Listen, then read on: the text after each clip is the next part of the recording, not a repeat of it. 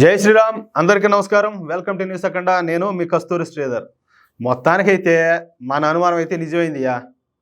ఈ కన్వర యాత్రకు సంబంధించి ఉత్తరప్రదేశ్ ప్రభుత్వం ఎన్ని జాగ్రత్తలు తీసుకున్నా కూడా అక్కడ ఉండేటువంటి ఈ రాక్షస జాతి ఉన్నది కదా, ఈ జిహాదీలో వాళ్ళైతే వాళ్ళ స్వభావాన్ని అయితే వాళ్ళు వదిలిపెట్టల. మొత్తానికైతే మనం అనుకున్నదే ఊహించిందే జరిగింది. దాని గురించి ఇప్పుడు నేను మీకు చెప్తా, దయచేసి వినండి. ప్రతి ఒక్కరు కూడా ఏడ స్కిప్పులు కొట్టుకోండి వినండి. కన్వర యాత్ర హిందువుల పవిత్రమైనటువంటి తీర్థయాత్రనే ఈ కన్వర యాత్ర అంటారు. ఉత్తరప్రదేశ్ నలుమూలల నుంచి హరిద్వార్ వచ్చి అక్కడ పవిత్రమైనటువంటి గంగా జలాలను తీసుకువెళ్ళి తమ తమ గ్రామాల్లో దేవుళ్ళకి అభిషేకం చేస్తారు. ఈ కన్వర యాత్ర జరుగుతున్న రోజులు హిందూ భక్తులు అయితే పరమ పవిత్రంగా ఉంటారు. అలాగే మనం ఇంతకుముందు కూడా చెప్పుకున్నాం, సాత్విక ఆహారాన్ని వీళ్ళు తీసుకుంటారు. అంటే కంప్లీట్లీ వెజిటేరియన్ ఫుడ్. ఎవరితోనూ కూడా ఎటువంటి గొడవలు కూడా పెట్టుకోరు. మామూలుగానే మనవాళ్ళు గొడవలు గెలవడంలో వాళ్ళ జోటికి గొడవలు వాటి జోలికి మనోళ్ళు పోరు. వీళ్ళకి అవన్నీ కూడా వీళ్ళకి ఇష్టం లే. సహజంగానే హిందువులు అహింసవాదులు, ఎవరితోనూ గొడవలు పెట్టుకోరు. దాంట్లో ఏం డౌట్ ఏం లే. అది అయితే ఇంక అసలు విషయానికి వద్దాం. ఆకాష్ కుమారు, రాహుల్ అంటే ఆయన కాదు, 54 యువనేత కాదు, ఈ రాహుల్ వేరే. రాహుల్, అనుష్లు ఉత్తరప్రదేశ్లోని లఖింపూర్ వాసులు అనమాట. లఖింపూర్ అనేది ఒకటి ఉంటుంది, దాని ఆ ఏరియా వీళ్ళంతా.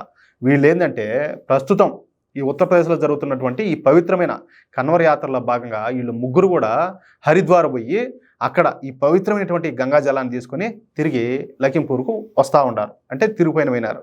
అయితే ఈ కన్వర యాత్రపై దాడి చేయడానికి బిజ్నూర్ ఏరియాలో 6 సంఘ విద్రోహ శక్తులు అలియాస్ జిహాదీలు, మీకు అర్థమవుతుంది కదా, వీళ్ళు రెడీగా ఉన్నారు.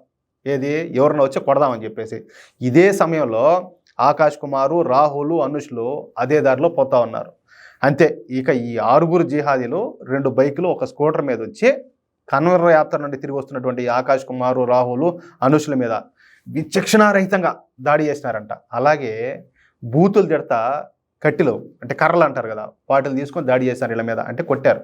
అయితే ఈ ఘటన చూసి అక్కడ స్థానికులు ఉంటారు కదా, ఇరుగు పొరుగు, వాళ్ళు అక్కడికి చేరుకోవడంతో ఈ 6 జిహాదీలు అక్కడి నుంచి పారిపోయినారు. చూడండి ఏం జరుగుతుందో. ఇక దెబ్బలు తిన్న ఈ ముగ్గురు వెళ్ళి అక్కడ స్థానికంగా ఉన్నటువంటి పోలీస్ స్టేషన్లో కంప్లైంట్ ఇచ్చారు. అంతేయా. ఇక యోగి మార్క్ యాక్షన్ అయితే ప్రారంభమైంది. ఇక ఈ 6 జిహాదీలను పట్టుకునే వేటను పోలీసులు అయితే ప్రారంభించారు. ఇందులో భాగంగా పోలీసులకు ఖలీలు, దిల్షాదులు, వీళ్ళిద్దరు, అంటే ఖలీల్ అనేవాడు ఒకడు, దిల్షాద్ అనేవాడు ఒకడు, వీళ్ళిద్దరు దొరికినారు. మిగిలిన 4 జిహాదీలు పారిపోయినారు. ఇక దొరికినటువంటి ఖలీలు, దిల్షాద్లను ఉతికి ఆరేసిన ఉత్తరప్రదేశ్ పోలీసులు మిగులు 4 కోసం అయితే వెతుకులాట ప్రారంభించారు. అంతేకాకుండా వారి బైకులు, అంటే వాళ్ళకి సంబంధించిన బైకులను స్వాధీనం కూడా చేసుకున్నారు. ఈ 6 జిహాదీలపై భారతీయ న్యాయ సంహిత ప్రకారం సెక్షన్ 115, 352, 119(2) వీటి కింద కేసులు పెట్టడం గమనార్హం. అంతే. ఇక ఈ 6 కూడా మోతైతే మోగనున్నది, అది విషయం. అయితే ఇప్పటి వరకు కూడా ఈ విషయం మీద ఏ సెక్యులర్ నాయకులు కానీ, ఏ సెక్యులర్ పార్టీలు కానీ ఈ ఊరు కూడా దీన్ని, అంటే ఈ దారుణాన్ని అయితే ఖండించాల. చూసారా?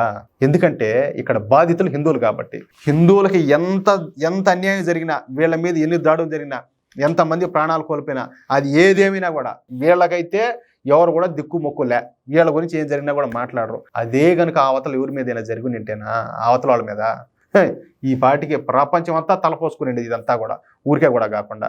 అది విషయం. ఇప్పటికైనా అర్థమవుతుందా? అలాంటి వాళ్ళకి సంబంధించి, అలాంటి వాళ్ళని ఇప్పుడు ఏదో వాళ్ళ పేర్లు రాయమన్నారు, బోర్డులు పెట్టమన్నారు అని చెప్పేసి ఇష్ట ప్రకారం మాట్లాడతారు. ఇటోళ్ళు అంతా కూడా, ఈ పనికి మన వాళ్ళు, చెత్త బ్యాచ్ అంతా కూడా. ఒరే నాయనా, మీ దండం పెడతారో స్వామి, కొంచెమైనా తెలుసుకోండి ఎట్ట బతకాలోనా. తెలుసుకున్నారంటే డబ్బు అనేది బతికించాది మనిషిని, కుటుంబాన్ని, ఏది తినేదానికి, తిరిగేదానికి, ఖర్చులకు. కానీ భవిష్యత్తు ఉండాలంటే ముందు మన మూలాలు చంపుకోకూడదురా స్వామి. మన సనాతన ధర్మ మూలాలను చంపుకుంటే మనోళ్ళు బతికేదెట్టరా నాయనా. ఆ విలువలు పోతే ఇంక బతికేదెట్ట లేదు కదా. అమ్మ విలువ తెలిస్తేనే పుట్టుకనేది ఉంటుంది. కాబట్టి దయచేసి అర్థం చేసుకోండి. ప్రతి ఒక్కరు కూడా దేశంలో ఏం జరుగుతుంది, మనం ఎట్ట బతకాలా ఏంది అనేది ప్రతి ఒక్కరు కూడా ఆలోచన చేసి ఏం చేయాలా, ఏం చేస్తే బాగుంటుందనేసి కొంచెం కలగని మేలుకునేట్టు నిర్ణయం తీసుకోండి. అర్థమవుతుంది కదా. ఈ వీడియోపై మీ యొక్క అమూల్యమైన అభిప్రాయాలను ప్రతి ఒక్కరు కూడా కామెంట్ రూపంలో తెలియజేయాలని చెప్పి కోరుకుంటూ, అలాగే ఈ వీడియో నచ్చితే దయచేసి లైక్ చేయడంతో పాటు ఈ విలువైన సమాచారాన్ని మన జాతీయవాదులకు, అలాగే జాతీయవాదులు ఉన్నటువంటి గ్రూపులకు ప్రతి ఒక్కరు కూడా ఈ వీడియోని షేర్ చేయండి. ఇంతవరకు మన ఛానల్ ఎవరైనా సబ్స్క్రైబ్ చేసుకోకపోతే దయచేసి మీ దండం పెడతా.